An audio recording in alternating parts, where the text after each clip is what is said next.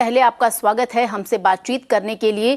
सबसे पहला सवाल ही मैं आपसे ले लेती हूं कि शायद आपने सुना हो या ना सुना हो, इससे पहले हमने छात्र छात्राओं से बात करने की जो कोशिश की हमारी सहयोगी ने, रेवती ने, उसमें एक छात्रा का कहना था कि जब नीट जैसे एग्जाम्स होते हैं या कुछ और एग्जाम्स होते हैं, जब वो परीक्षा सेंटर, परीक्षा हॉल में जाती हैं तो उन्हें कई तरीके से चेकिंग होनी पड़ती है। उसमें अगर वो दुपट्टा ली है, कुछ और ली है तो उसे निकाल के बाहर रखना पड़ता है। यानी सख्त जो जांच होती है वो की जाती है। साफ शब्दों में अगर कहें तो स्कूल परिसर हो, कॉलेज परिसर हो, या फिर आप कोई प्रतियोगात्मक परीक्षा देने जा रहे हैं, उसके कुछ नियम बनाए जाते हैं। तो सबसे पहला सवाल मेरा आपसे यही है कि कर्नाटक में जिस तरीके से हिजाब को लेकर बवाल मचा हुआ है, उस पर आपकी पहली प्रतिक्रिया क्या है?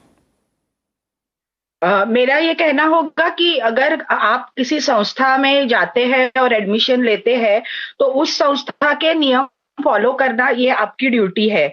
और यूनिफॉर्म इसीलिए बनाया गया था कि हर बच्चा एक सा लगे, ड्रेस से किसी के रिलीजन, कास्ट या अन्य चीजों की या पॉवर्टी की या रिचनेस की पहचान ना हो पाए।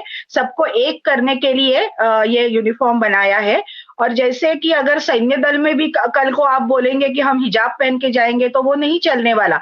आप कौन से कपड़े पहनते हैं आपकी मर्जी, आप कपड़े ना भी पहने वो भी आपकी मर्जी, वो आपका फुल राइट है। हम डेमोक्रेसी में जीते हैं।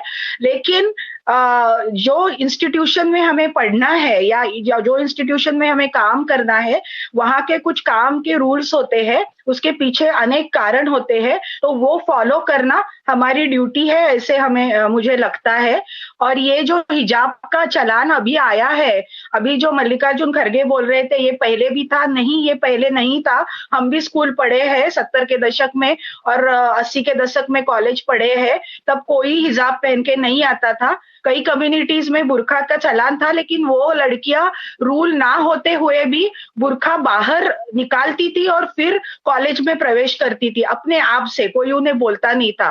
तो ये जो है, और दूसरी एक उसमें चीज है, अगर आप इस तरह से लड़की को ढकने की कोशिश करें तो उसके मूवमेंट पे बहुत रिस्ट्रिक्शंस पड़ते हैं।